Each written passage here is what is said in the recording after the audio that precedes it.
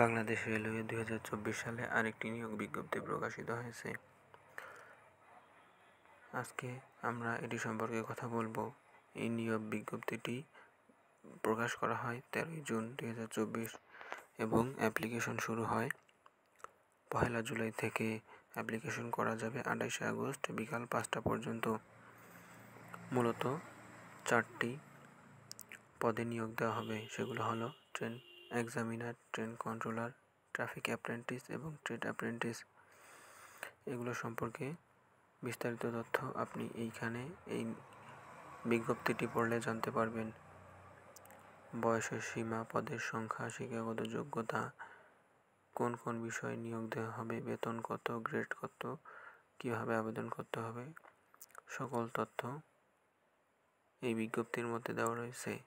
এই বিজ্ঞপ্তিটির লিঙ্ক আমি প্রথম কমেন্টে দিয়ে দেব, আপনি সেখান থেকে এটি দেখে নেবেন, তাহলে সম্পূর্ণ বিষয়টি ভালোমতো বুঝতে পারবেন।